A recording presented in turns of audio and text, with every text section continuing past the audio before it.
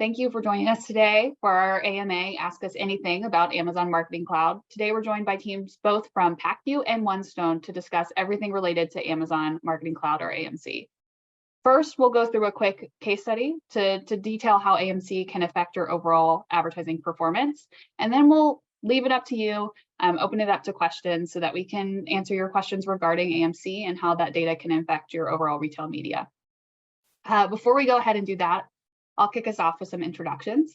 So my name is Ann Harrell. I'm a senior manager of retail media here on our strategic consulting team at Pacvue. My main job is to help brands, sellers, agencies such as yourself grow their presence through retail media. More specifically, my focus is on display media and Amazon DSP, which is why I'm so excited to be here to talk to you today about Amazon Marketing Cloud and my experience with it so far. With that, I'll go ahead and kick it over to Jack to do his introduction. Awesome. Excited to be talking to you all today. I'm Jack Lindberg. I'm a product manager at Pacvue.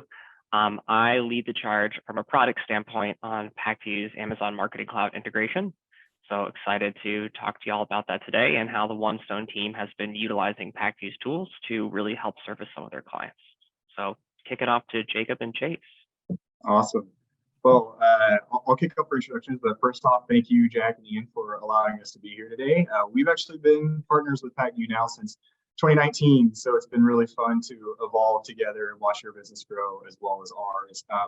I'm Jake's also VP of Marketing at OneStone. Quick background on OneStone before I pass it over to Chase. As a company, we're actually a full-service retail agency. So what that means is we partner alongside brands to really help them navigate the retail ecosystem. I mean, that's from everywhere from strategy to pricing to supply chain to content creation to SEO to advertising. But really what we're going to talk about today is where we've focused our team the last 2 years, and that's really in retail media. So about 2 years ago, we launched what we call OneStone Media Group, which is our advertising only services. And as we know, the retail media landscape continues to change every single day. More advertisers buy on these platforms than before. And with that, that really brings a lot of complexity. With that, there's also a lot more ads to buy. And so one of the things that I focus on really with our brands is how do you spend the money and where you should you spend the money? And really how we've utilized Amazon Marketing Cloud has really transformed how we look at retail media. It's no longer just that click to purchase, but really how do you build a funnel? How do you move people down the funnel? And that's where we're going to talk a lot about today with Essentia and what Chase has done to really evolve their brand, but evolve how we really look at retail media. Chase? Yeah, that's great, Jacob. My name is Chase Arnold. Again, thank you so much to the Pacvue team for having us today. I am a retail media manager also with OneStone. Have a background primarily in pay-per-click and search advertising, but through AMC and through just kind of the evolution of retail media in the last 2 years, I've quickly familiarized myself with DSP more and more. And Jacob did a great job of hitting on it. But yeah, I think a lot of what we're going to talk about today is just how the scope of retail media and how AMC is filling in the gaps, especially in the next year or so. I think that we're going to see a lot of really great things coming out of AMC. So with that, we can go ahead and jump in if you want to go to the next slide, Jack. So to set the stage with AMC, we first want to share a quick case study so everyone here can have some understanding of how it works. We're going to be talking about best-selling alkaline water brand Essentia Water. Essentia has been advertising on Amazon for quite some time and historically leveraged traditional pay-per-click advertising to drive sales and awareness. In 2021, Essentia began spending against DSP, and at the time, DSP lived in an entirely separate silo. We optimized and reported on search advertising and DSP advertising in completely separate buckets. And in January of this year, Essentia expressed a desire to grow household penetration and build up their unaided brand salience. And so at OneStone, we knew that diversifying their media mix would help out, but we really didn't have the data to support shifting ad budgets to DSP so heavily. And this, of course, brings us to AMC. Before we dive into what we found, let's quickly define what AMC is. AMC is the Amazon Marketing Cloud. It's Amazon's data clean room that allows for brands to understand a deeper impact of how their ads are working. And to practically define it, AMC is an aggregator of all ad interactions when typically ads would sit in individual silos. The tool will pull in data across sponsored product ads, sponsored display ads, and DSP orders, and then show the overlap of all of these ad units together. Another quick note is we're expecting sometime in 2023 for sponsored brands to also be incorporated into AMC moving forward. Instead of measuring KPIs like impressions, clicks, click-through rate, ROAS within each advertising console, AMC allows for advertisers to see a more accurate picture of how your ads are truly performing together. I'll also note that AMC does not double dip. So for example, when an AMC dashboard displays the number of shoppers who click on an ad, these users are all going to be unique. So shifting back to Essentia, when we looked at our first instance, AMC showed us the reach, the number of conversions, and conversion rate across individual ad units and ad units overlapped. Within this, we found that sponsored product ads made up for 77% of all of our total reach, but only accounted for about 27% of conversions. For DSP, we saw a really similar story. So on the standalone DSP side, DSP accounted for about 18% of all reach and only 14% of total conversions. And so where it gets really interesting is when we looked at the segment that overlapped shoppers who interacted with both DSP and sponsored product ads together. This segment only accounted for about 5% of all reach, but drove 60% of total conversions. And so for reference, that's a conversion rate that's about 10x that of both sponsored product and DSP ads standalone. And really at this point, this was all of the data we needed to restructure our strategy. Once we had this, we knew we needed to grow this segment. And the only way of really doing that was starting to spend more aggressively against DSP. Looking up 6 months later, if we jump to the next slide, I can show you what we found. So we had improved our accounts ROAS by 52%. And we had drove a much stronger total purchase rate. I'll also note that AMC informed our strategy for filling the funnel. Instead of being so search focused and thereby lower funnel, AMC identified a need to invest more into awareness and loyalty segments. And the beauty of this and ultimately retail media is that AMC served as evidence that our ad units are in fact working together.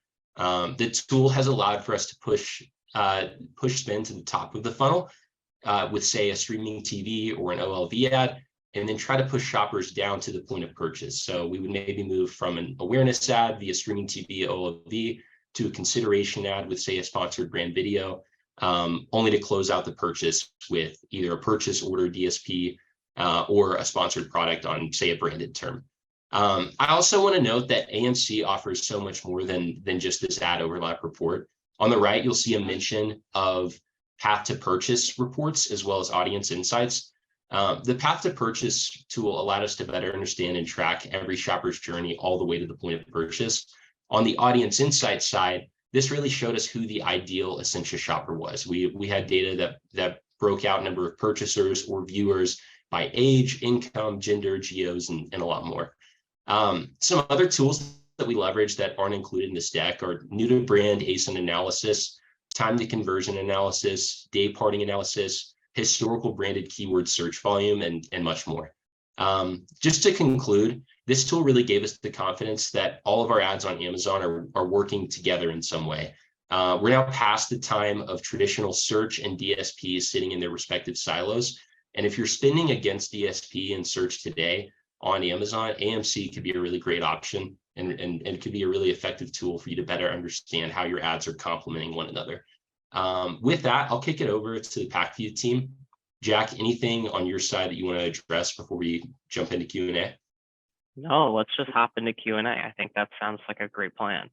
I'm just going to hop to the next slide where we're just going to embark on our QA journey together. We already have one question in the chat, and I'll just be reading them out as we go. But I think this question is for Chase and Jacob. From Leah, did organic sales increase as well for the Essentia brand or just for ads? And how did you guys sort of make that conclusion? Yeah, it's a great question. Yes, we did see a lift in organic sales as well. I think it would be a disservice to ourselves if we looked at just ad sales alone or ad performance alone whenever we talk about a case study like this. Yeah, ultimately the driver in this is we saw the number of shoppers in each segment of the funnel fill dramatically over just the span of 6 months. And it started with filling that awareness section all the way down to loyalty and purchase. And so short answer, yes, I probably can't provide details around what specifically we saw, but yes. I'll add to this. Another metric that we haven't touched on yet that is probably my favorite one in AMC is brand searches. And so typically when you would look at like DSP, who is just your traditional, get your awareness, fill the funnel, you wouldn't always see a high return on ad spend. But there's a new tool within AMC, also in brand metrics as well. There's a free kick in for another tool. You can see the increase of people who are searching for your brand. And we saw almost it was an exact direct correlation of people searching for the Essentia the entire time that we are filling the funnel and spending more on top of the DSP awareness. So there's a correlation that goes well beyond just like the ads working together. It absolutely does rise your organic as well. Awesome. I think that's definitely what we've seen with other people as well. So I'm glad that y'all have pushed the envelope on that filling the funnel approach. At Pacvue, we definitely want to advocate for a full funnel strategy, which I'll turn over to Anne. I know Anne has been advocating for this much longer than I have. Yeah, just to kind of piggyback off of the conversation that's happened already. I mean, everything that you're doing on the advertising side should be affecting your organic positioning. Otherwise, you're doing something wrong. And so whenever you see growth for the full funnel, through AMC tracking, you should see that affect what you're seeing on the organic side of things. And branded searches is a great call out. That's a wonderful way to measure if the incrementality that you're getting through DSP or through sponsored ads is actually translating to people understanding and knowing your brand. But there's also the flip of that, and you want to make sure that after you spend all that time getting people to know your brand and convert through your media platforms, that you're also getting them to be brand loyalists. And another thing that is really useful through AMC data is measuring, after that conversion point, are you getting people to repurchase, and seeing things like path to purchase, the full funnel data, the overlap report that allows you to really measure that and make sure that you're not losing people after that first, conversion. I'll add on to that, Anne, real quick. My second favorite tool in here is the visualization of the funnel. And so seeing how many people who were exposed to your ad or how many people actually landed on your conversion page. When you look at these two in silos, you just look at a DSP in silo, you're not actually seeing where the user sits at in like their purchase journey. And so when you're using the AMC data, you can see how many people actually landed on your product page. And that actions you what to do next month. And so as you take a few months to fill the funnel, maybe you don't need to do some upper funnel awareness spend anymore. Now maybe you need to do some 30-day retargeting, get people to actually purchase and to move them down. So a lot of AMC data is very actionable month over month. Yeah. One other thing I'd note there, I think it's a really good point, Jacob, is we've started leveraging AMC to really inform budget proposals at a monthly level across, say, 2023. So for example, what we try to do is identify when a brand's peak seasonality is. Say it's just Q4, maybe they're selling a giftable item. And in the middle of the summer and then in the spring and fall, maybe they don't see as much traffic outside of events like Prime Day and Turkey 5. What we may do is in their out of season months, really focus on spending against upper funnel and consideration tactics in particular, so that by the time that you get to your peak season as a brand, you're driving shoppers to the point of purchase and to the point of repurchasing. It's really challenging it would be unfair to expect really strong performance whenever you're in season if you don't have a strong audience to even start with and run ads against in the first place. Awesome. I think that was much more of a response than I was expecting. So awesome. Thank you, guys. There are a couple more questions in the chat, and I'm just going to jump one out. Russ asks, for brands that started spending more on DSP as a result of the insights from AMC, where are they getting that funding from? Are they reducing search spend on Amazon? Are they shifting funds that would be going to non-Amazon programmatic or something else? In my experience, Russ, I've seen a bunch of different things. I think all of those options you've described happen depending on the brand. What I would argue, just as a guiding principle, is you want to spend your media dollars in a place where you can measure them.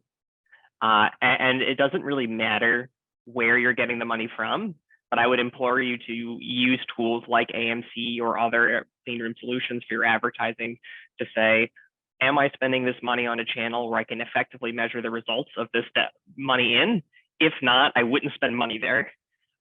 When you're looking at a macro level in terms of industry trends, you're seeing really right now a rise of CTV, in part because CTV on Amazon, that would be like doing Twitch or something like on the Amazon Prime Video, stuff like that, which allows you to more accurately target and more successfully measure the impact of that super top of funnel awareness generating activity, rather than spending on something like traditional linear, where you're less likely to get, user level data about how people respond. You're really basing it more on like DMA or Nielsen or whatever sort of panel based audience reach impact to say.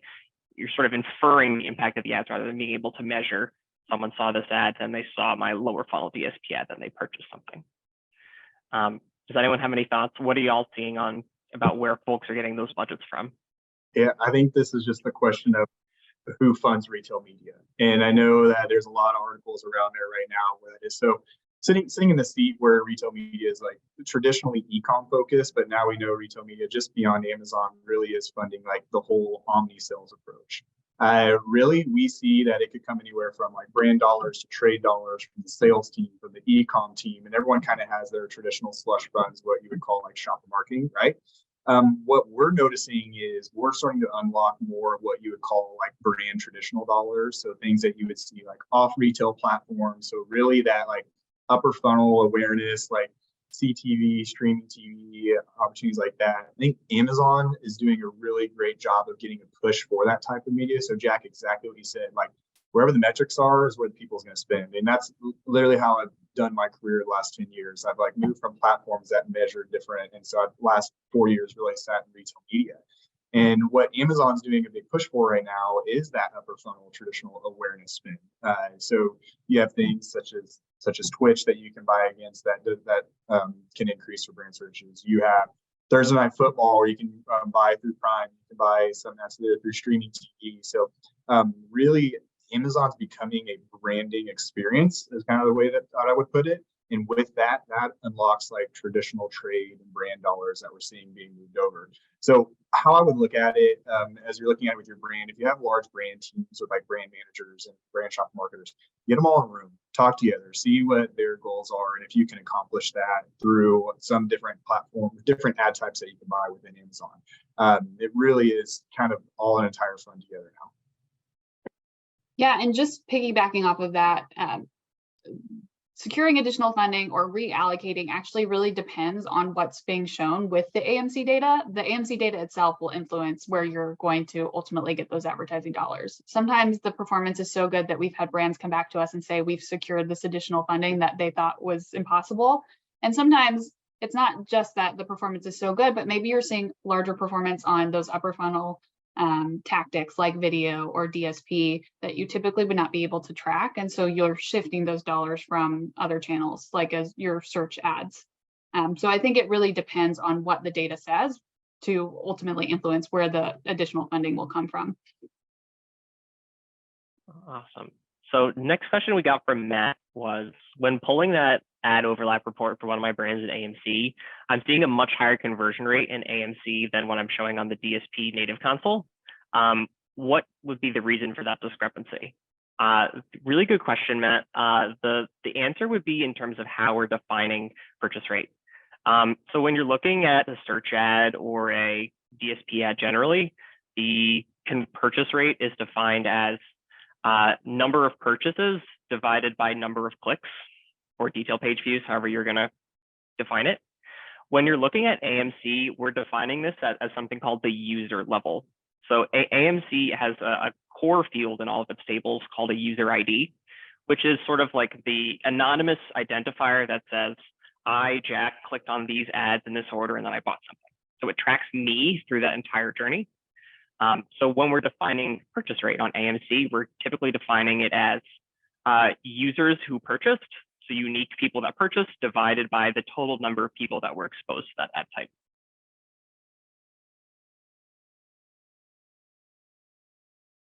Okay. So next question that came in, this sounds like a fun one. How is organic data incorporated into AMC? I was under the impression that AMC doesn't include organic sales in their data sets. Who wants to jump in? If not, I will. I can take a stab at it, but feel free to add more context because you're on obviously the product side. So my understanding is that right now in the current iteration of AMC, we're not pulling in true organic sales and organic performance. There is, to my knowledge, an updated paid feature support AMC iteration that allows for organic to be pulled in. Jack, I don't know if you're seeing the same thing or not, but everything I've read and seen points to a paid feature really pulling in the organic side. And I don't know what the cost is, but yeah, I'll let you speak to it. Yeah, you're right on the money, Chase. There is a paid feature set that allows for basically using that organic sales data. The cost is rather low. So talk to your ad tech AE. It's like $200 to $500 a month. So nothing crazy. Why I think this data set's really cool is because it contains those same level of user ID fields to identify I purchased via an ad and Chase purchased organically. Is my cart bigger than Chase's cart on average because I got shown an ad and therefore I bought a more expensive or more valuable product. So there are really interesting applications of this data set, which I'm happy to talk through in much more depth at another time. But I would definitely take a look at, talk to your ad tech AE or your Amazon AE about how to get access to that data. It's not that expensive and definitely worth it. Okay. So next question we got was from Sean, and I'm going to direct this at Jacob because you mentioned this earlier. When we talk about increases in branded searches reported to AMC, is this the traditional Amazon frequency rank metric, or does it provide actual absolute search volume? My assumption is here that it is absolute search volume, and that's what is tied back to the people who were exposed to your ad and then went and searched for you. And so that's the best part, or the beauty of AMC is it always is tied to the ad instance itself, but you are able to track your absolute volume over time. Short and simple. Easy peasy. That's right. Okay. So next question we got was from Leah about the case study again. So I'll throw it back to Chase and Jacob. Did your first touch interaction volume change in a sense that DSP became more relevant? So you're hitting more people with your first touch on DSP, or did you look at last touch value for empathic conversion to assess the value of DSP ads? Yeah, I can take that. I think that it went to, you have to look at them all together. And that's where we looked at the overlap report. And so the problem is we're not looking at just last touch for everything. And it really is like, what is that ultimate KPI you're looking at? So we looked at the first touch interaction for DSP of when we expose people to the ad. But then when you look at that 52% increase in ROAS, that was the last touch interaction from the sponsored product. So what we really noticed was by introducing people to DSP, maybe our ROAS did not change in that sense, or it went lower because we were filling the top of the funnel, but it really did enhance our sponsored products. So I mean, in a little bit easier in terms of if someone saw an Essentia ad and they see it out in the world, what do? They're going to search. They're going to search for essential water. They're going to search for bottled water, for alkaline water, and then letting that close the sale. So what we did is we really looked at the overlap report. I don't think Chase said it earlier, but we have this thing that we call internally. It's the alley-oop. Like the DSP sets us up to do the slam dunk on the sponsored products, and that's exactly what we saw from that 52% increase in ROAS. Awesome. Okay. This is a really interesting question from Russ. He asks, what are the implications for brand marketers with the recent announcement of AWS clean rooms for sales and marketing? It seems like this will expand insights to more channels, possibly dramatically, thereby furthering the value of AMC. This is a great question, Russ. I think maybe the AWS clean room solution needs a little bit of unpacking in terms of how that works. Basically, like, I think it's worth going back to basics in terms of what a clean room is and what sort of needs to happen for one to utilize a clean room, just so we can understand the implications of Amazon rolling them out and how that might interact with other advertising mediums in the future. So a clean room is basically an anonymous shared data system in which two parties come together with data that they want to share with one another, but they have certain privacy restrictions that they want to enforce. So for example, if I have a very sensitive set of data like my CRM, and Chase works for Amazon, and I really want to give Chase my CRM data so I can match that to his user data, what I don't want to be able to do is show Chase every single person where they live and their address, because that's really sensitive data. And Chase doesn't want to show me Anne's purchase history. So it sort of limits the questions you can ask from that data set. And AMC has very strict privacy controls to make sure they're not exposing that user sensitive data, that PII. When we think about AWS and their clean room solution, you're going to get a similar sort of result, but pulling Amazon out of the equation.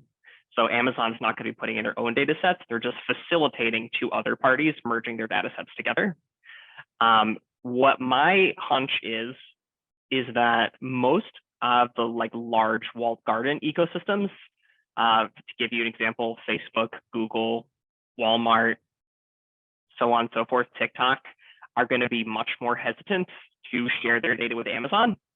So I think the sort of adoption is going to be limited to those platforms and channels that are maybe either Amazon agnostic or Amazon allies.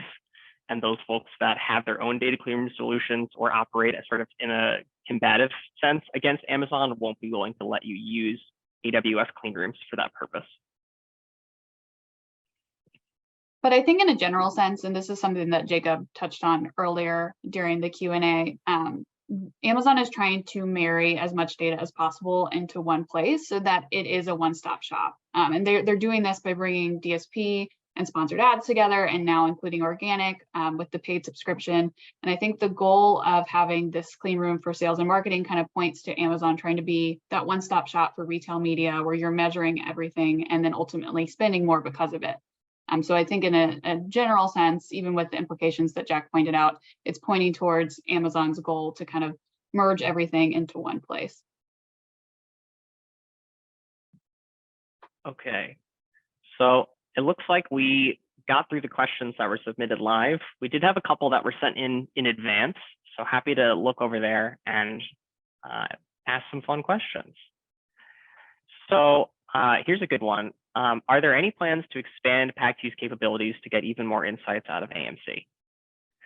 I think this is a fun one. And Chase and Jacob, I think y'all have been very helpful in terms of sharing all of your potential use cases with us. And Chase and I have a meeting tomorrow, which is to push this envelope even farther. Without spilling all the secret sauce, the big thing that I would keep your ear to the ground for is a new feature release coming from the AMC team called query-based audience creation. This might be sort of foreign, but when you're writing, sort of trying to extract data from AMC, you write a query. Like you write some code and that extracts data from the database. What that's going to let you do is basically build a cohort of users based on whatever query you input yourself and push that automatically to Amazon DSP to use as an audience. While that sounds kind of abstract, a really simple example of how you might use this in future is in a full funnel strategy approach. You can say, for my video ads, I'm going to use in-market and lifestyle targeting. And then for my consideration ads, that sort of mid-funnel approach, I just want to target people who have seen my video but haven't purchased in 365 days. And then for my potentially my conversion driving DSP ads, only show those ads to people who have seen both my conversion ad and my upper funnel video ad. So you can sort of create those custom audiences in a way that you couldn't really manage before in the DSP native console. So that would be the big one I would keep your eyes out for. Okay. So one of these good questions is, how do I access AMC? Throw that over to Chase or Jacob. Yeah, I can speak to it a little bit. So in terms of accessing AMC, there's really a pretty small threshold or barrier of entry. And it's one, you have to be spending against both. And this is just for the time being. I think this is going to change at some point in 2023, where it's just specific to the search side. But for now, to unlock AMC, you need to be spending against both DSP and traditional search PPC advertising. Alongside that, if you're looking to set up AMC on your own, so aside from Pacvue, which I don't recommend, you will need to be your own DSP seat holder as well. I know that there are some pretty big minimums there, specifically on the DSP side. But if that's a path you want to go down, where you decide that you really want to spend enough against DSP and pay to own this seat, and you really want to be the one to build out the instructional queries, that's something you can do. Working with Pacvue, which is what we've done, Pacvue is our DSP seat holder. And so for Essentia, we spend against both search and DSP. Pacvue owns the DSP seat. We reached out to Pacvue to set up an AMC instance where they pull in the data to actually get it set up and running. But yeah, I think at a high level, those are the two barriers of entry. It's just spending against DSP and spending against search. Yeah. Okay. Someone asked, will there be a recording available? Yes, if you registered for the webinar, there will be a recording that you can access. Okay. Another good question that I'm going to throw to Jacob is, or Anne, both of you, what is the most important outcome for a DSP campaign? What is it for? I'll go first. Andy, I'll go. Andy, you go. Go ahead. Okay. I think to me, it is building your addressable audience. And that really is looking at, like, are you filling the funnel? And how many people are exposed to your ad, and what do you do to them next? That was the biggest unlock for us. I know we talked about it a lot, but what we saw was, if you're just running traditional DSP and you're building an addressable audience, but then you're not following up to actually close the sale, you could have wasted that money. And so that is the part where I look at DSP is, going back to the alley-oop analogy, you're really setting up for the alley-oop. So to me, the one thing that I look at is building your addressable audience. For instance, like if you're a small brand, like maybe DSP is not for me, but we've worked for really small brands before that don't have any search volume on Amazon. So really, when people are searching for you as a brand, you're at the mercy of, one, the consumer searching for you because they have a need, or two, the algorithm itself of what Amazon has. And so we worked with brands just to increase their search volume. And really that is you're increasing your addressable audience. Do they even know you're there? Are you a brand that's on Amazon that's selling? So it's a really good way. I think some people think of DSP as like the add-on after you always have your search perfect. That's not always the case. And sometimes it really is just kind of a testing, but people just need to know you're there. So really it's building the addressable audience. Yeah, I would say it's pretty much the same on my end, except I would word it a little differently and say the number one goal for DSP, or the number one outcome, is incrementality. It's very, very difficult to unlock incremental growth through sponsored ads alone. DSP has much broader reach, and like Jacob alluded to, you can then reach new customers and then kind of follow them around the internet until they ultimately are a customer and they convert. And then at that point, you can use DSP to ensure that they stay a customer moving forward. So getting that incrementality is, priority number one and the first step. And then beyond that, you can use other tactics in order to make sure that you're keeping those sales and you're continuing to target the correct audiences. And we see a lot of people, as Jacob alluded to earlier, go in and say, now that my sponsored ads is good, I'm going to start utilizing DSP, but they don't understand that utilizing DSP will have an effect on your sponsored ads and vice versa. So there really is no separate channel. They work cohesively, but DSP does have just additional reach to allow you to grow your overall funnel and then ultimately keep that funnel at that size as you'd like to. I would note too, I think this is a really big misconception around DSP, is that by spending against DSP or search advertising, you're only directly affecting your Amazon business. That's just not the case. I mean, we have seen with so many brands now where we start investing in some of these really upper funnel activations where we're buying a streaming TV ad unit and maybe don't even mention anything about Amazon within the ad unit. And it drives a sale in the long run that could come from a D2C site or from another retailer. And so I think that's a piece that is missed a lot. I think that there's a misconception that by spending against DSP or spending against search, you're only impacting your Amazon business, and it's just not the case. Another small plug there. I think if you want to really try to measure the impact of DSP and search on, or specifically DSP on your greater business, I think a really great resource is omni-channel metrics. It's a pretty nifty tool, and there's a spend minimum to unlock it, but through omni-channel metrics, you're able to kind of measure a deeper layer of how your DSP ads are impacting performance outside of Amazon. And we could set up an entirely different webinar talking about omni-channel metrics, but I'm a big fan. I'm a big fan too. I think there's some fun things you can do with it as well. So I think we're going to ask one or two more questions that we got in advance and then call it a wrap if there aren't any more questions from the live audience. This is a really interesting question. What metrics do I look at to assess how well I'm building a brand on Amazon? So anyone can answer. I think this is a great question. I can start us off. So that's a great question. There are a number of metrics that you can look at to see if you're building a brand. And I think the key word is building. So the first step would be looking at upper funnel metrics. These are things like your percent of purchases for new to brand users, impressions. And then once you reach that and you see that start to grow, you want to kind of see it trickle down. Things like branded searches, the frequency of branded searches, conversions, obviously. And then after that, you're looking at the lower funnel, right? So this is where you already have built the brand and you want to keep the brand at that level. And that's encouraging loyalty with things like subscribe and save subscriptions. So there really isn't one key metric for brand building. It's a combination of them and seeing them all kind of grow cohesively and trickle down to one another. I would add too, I think that you kind of alluded to it, Anne, but just really making a point to tie the right KPIs and benchmarks to the right segment of the funnel. It's going to be incredibly harmful to your business if you're looking at ROAS, or ad attributed sales, whenever you run a streaming TV ad. Those are the wrong metrics to tie to upper funnel.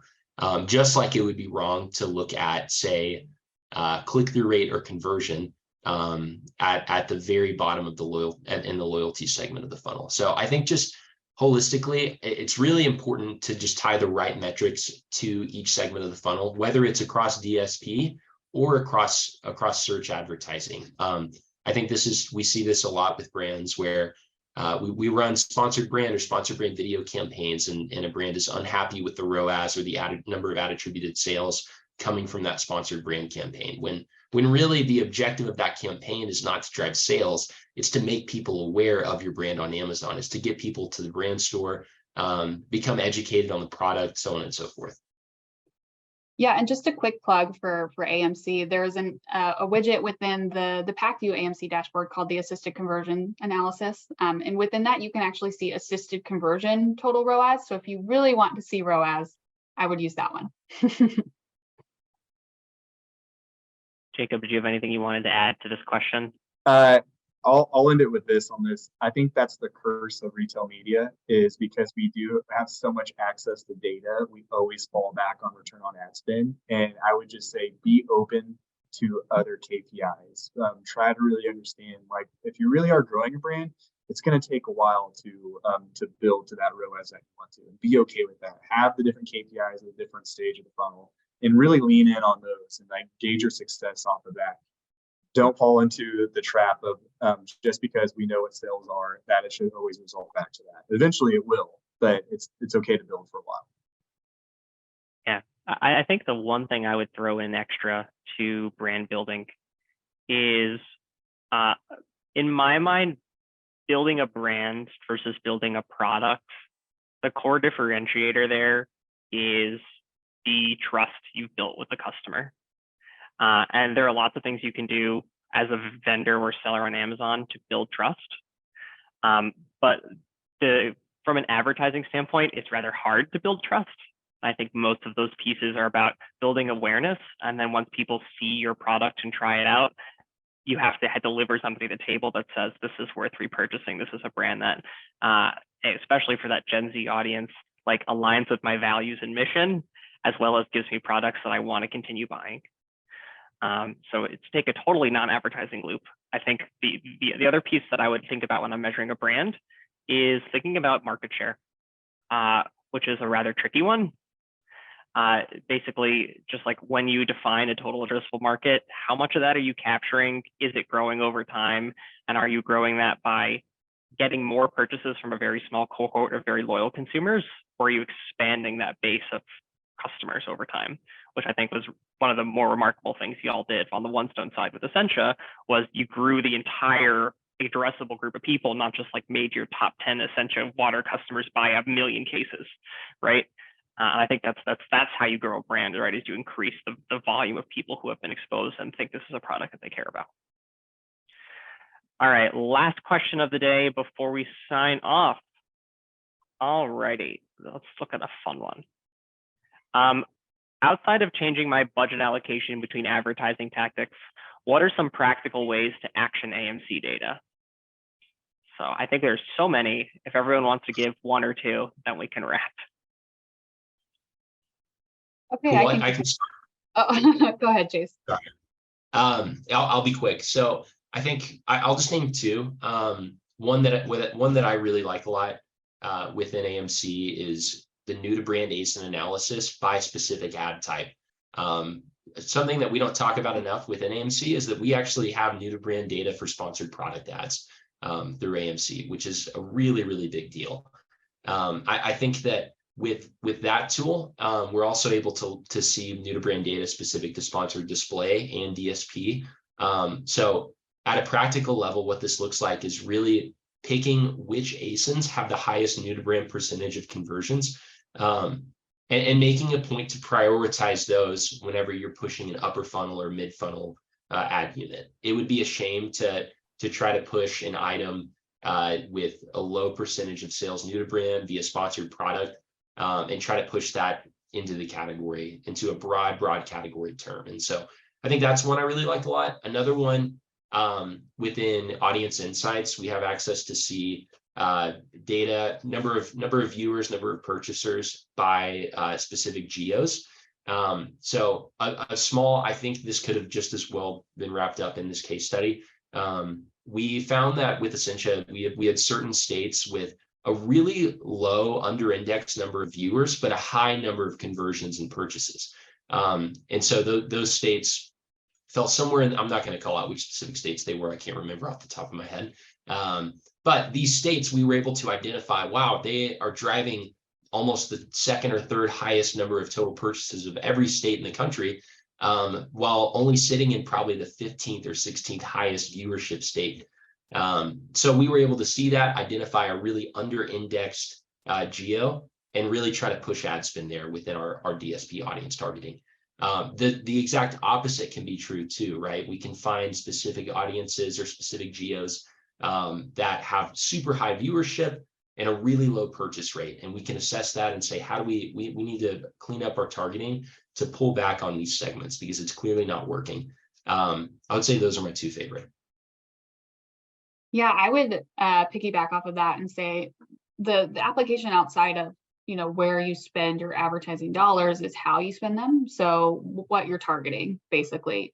There's a lot of really rich audience specific data that can be quite surprising. You work with a lot of brands who say like the persona who purchases my brand, are women ages 18 to 24, in a household with no children. And then we run the AMC audience analysis and find it's, men ages, 60 to 75 who have 3 children, or something along those lines. So you can find really interesting pockets of demographic audiences to target. And that also bleeds into more specific in-market and lifestyle audiences that you can use within your DSP platform. There's also a lot of really rich data that can influence your search targeting as well. Because if you're seeing these specific personas pop up over and over again for various campaigns, or you're seeing certain things lead to more branded searches for your brand overall, you can then back into keywords to target different competitors to target. So there are a number of ways that you can really use that AMC data to not only influence, am I going to spend X% on search and X% on display, and then instead say, when I'm spending this much with that channel, where am I targeting, and how am I spending those dollars overall? Jacob, what would you like to say? And then I'll wrap. Yeah, for sure. I think to me, it is what ad unit to deploy and when. I know I've talked a lot about the funnel, but here's one ad unit we haven't talked about a lot today. is sponsored display. And so, for instance, like that is a part of one of the metrics in AMC. And if you look at your funnel and you see that you have a pretty large consideration set, so people who have landed on your product page, you can then deploy sponsored display to the exact same thing that you would do in a DSP standpoint. I know we've talked a lot about DSP and search, but within search, you have the sponsored display, sponsored video, sponsored brand, and sponsored products. And so utilizing sponsored display to make sure that you're not just abandoning people when they're in the purchase mindset. So if they landed on your product page, but maybe they're looking at a competitor, maybe they're out and they're trying to just see, hey, what other options do I have? If you deploy sponsored display in a sense that then retargets and remarkets them, if they landed on your product page last 7 days, last 14 days, you can look at it. You can then push them further down the funnel. So knowing what ad types to deploy and when is a pretty big deal.